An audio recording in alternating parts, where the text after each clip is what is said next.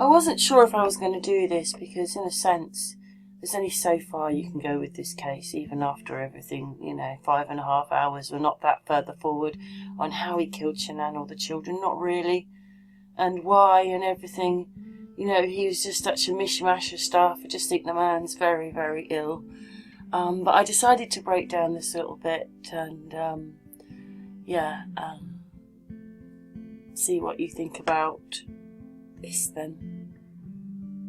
Couldn't really say that we'll get anywhere else because I was using those Antarctica gift cards, so it's kind of like, she just me getting distant, but she knew, and that's mainly the reason why I talked to her, because I knew, after that night, it was just it felt like I just felt guilty, more guilty than ever before. He feels so guilty, he annihilates the whole family. If he was feeling guilty and he knows he wants to leave Shanann, then surely he's got some kind of plan happening in his mind about what he wants. According to Nicole, the whole thing about his flat, well, he didn't have to worry about it because she was sorting it out for him. So he didn't have to worry about where he was going. That was all being sorted out for him. So, knowing that his wife's pregnant and he's got 2 children, I'm sorry, this is without too much feeling saying it, look, I want to leave the relationship. It's my fault, it's not you, but I need to, will look after you and the children. I will pay maintenance and help support as best as I can, because obviously you're pregnant. That's a very unemotional way of doing it, but surely he had to have some kind of plan like that if he feels guilty. So everything that's happening just doesn't add up. I'm telling you, it just doesn't add up. He's just so lying. And then it seems to me, and sorry, I have a lot of thoughts here. So we know what happened, and we can talk about it today kind of openly, and that's what we need from you, is to just kind of say, I know it sounds bad, or I know this, or I know I feel this way, but physically this is exactly what happened. So if you could tell us that, it seems then that it would have had to have been a pretty quick transition from 2 people talking to this, right? Is that what happened? Yeah, it was I don't want to, trying to think of the last things we were talking about, but it was, I don't feel like I love you anymore, and then she was like, you're never going to see the kids. Oh, that was it. That's perfect, Chris. That's exactly what we need. Okay.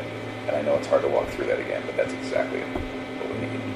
So then, as soon as she started talking like that, then it was on. Okay. But it was you saying that you didn't love her, is that right? Okay. And her saying you're never going to see the kids. Yeah. Okay. I can imagine how that made you feel. Sorry. It did more than what it did. Yeah. If I was there at that point, I'd have to say, didn't work, but it did. What do you mean by that? I actually think I have said this a few times on the channel. We know he's obviously got a few other issues, like being psychotic and whatever the other things are.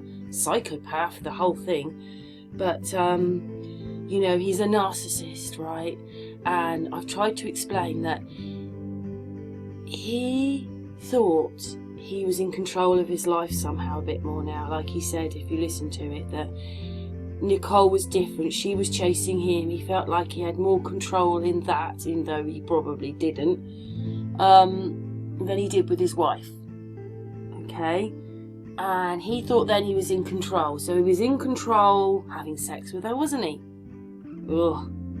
And then betraying, okay, if you've decided to be with Nicole, then he was betraying her to then sleep back with Shanann. But Shanann was his wife. Oh my goodness. And then, so once he's done that, he thinks he's in control. I'm in control now because now I'm going to end the relationship. And then she must have said, I don't know, she's leaving. And, looking at her texts, okay, before this happened, which you could see was actually ramming up to this point, really. I mean, it may not have been death for anyone else, but you can see that it is ramming up on the texts. She's saying that she can't afford to live where she is. She's going to have to move away, probably get an apartment, and blah-de-blah-de-blah. So she must have said, you're not going to see the kids, and I'm moving away. And then suddenly, this whole power that he thought he had gone. And I actually believe that she'd said what she said and she'd gone back to sleep, personally. And then the fact that she didn't scratch at you or anything, is that just because it was so powerful? I don't think it, I mean, I didn't feel like, I've never done that before, put my hands around anybody before, so I don't even know what kind of force I was putting on her neck. Okay. Are you sure he did this? What do you mean he doesn't know the pressure he's putting on her throat? He either knew he was strangling her or he didn't. And he knows that he did. Oh my goodness. I don't know. Don't you find that sometimes, you know, he's so descriptive on some things, all the trivial things like Shanann's pastor and that. And he's so uncommunicative, really, in expressing it all with all the things that we still wanted to hear. Like I said, 2 to 4 minutes. I don't know if that was 2 to 4 minutes. Did you cover her face at all during that time? Both hands on the neck. Okay. And so if it's done right, I mean, that can be a matter of seconds before someone on their carotid loses oxygen to their brain and it's out, right? Did it seem like it was that quick, or? Okay. Maybe a minute, maybe 2? Okay. Screaming? Did I hear correctly there that this Graham guy says screaming? So he doesn't say anything else? So screaming? You're strangling her and screaming? Nothing else gets said? He doesn't sort of carry on with that, or... Whoa. Okay. All right. Did you see eyes go bloodshot or anything like that? Okay. I know none of this is very nice, but the policeman is just going to ask him, obviously now he's killed her, that her eyes were bloodshot.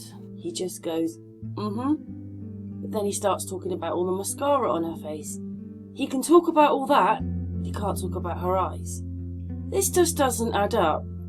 None of this adds up. Something's just so off here. And You then, kept talking about the mascara. Did you see mascara on her face?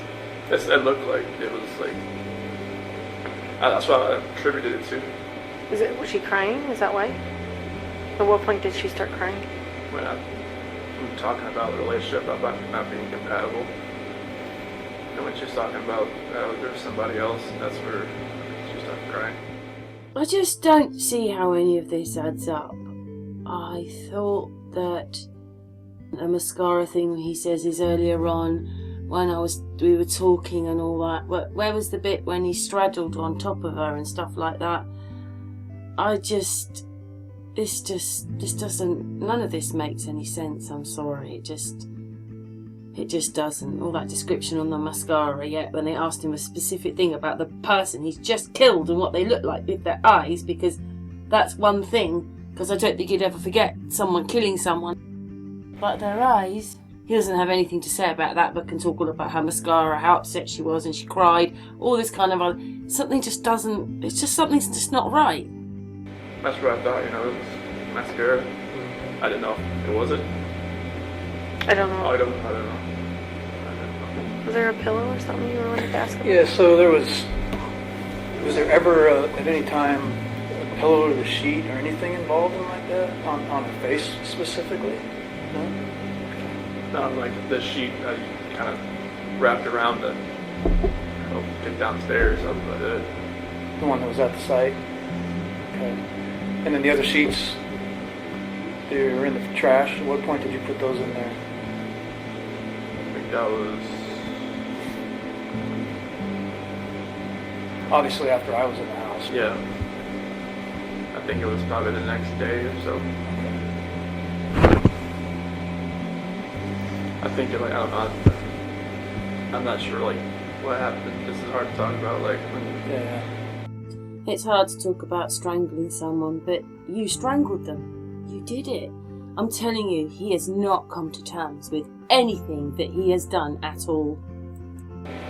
strangle someone, I don't like. Sometimes I guess they use the bathroom, so it was like I think that's one of the major reasons why, because I think that had happened. Oh, okay. I really think Shanann was asleep, lying on her side, I think he did it when she was asleep. That's why the whole thing of sitting on her, you know, like, it couldn't be I was in bed and I was talking to her. No, it has to be on top, straddled on her, going, we're not compatible, I want a divorce. And then wondering why she says, get off, you're hurting me and the baby, and that's it, you're not going to see the children again. What, and then he strangles her? That's not true. I think he's just about to say more about it and put his foot in it, but he doesn't, because Tammy says, and I know why Tammy says what she says, because she's now trying to make him talk, but he's just about to say something, and Tammy says the opposite again, and of course, oh yeah, that was it. You said she was sleeping face down at one point? Was her face in the pillow, or was it turned to the side, or how did that? Kind of like on the side. She was kind of like a side sleeper, but she was more down than usual. Okay. But then she rolled completely onto her back when you started talking to her? See, he can go into detail about how she was sleeping, and then when they say, da-da-da-da-da-da, he doesn't really say anything. So, I don't know, but I'm going to stop this little video now. This was just about this bit about around Shanann, and I do think he probably got her in her sleep, really, because he knew that he had great description of that, because he knows he's seen it, whereas the other one, he hasn't seen it, and he doesn't know what to say because he's got to lie. Anyway, I'm sure I might dissect a few other parts of this this talk, but yeah, what does everybody else think then?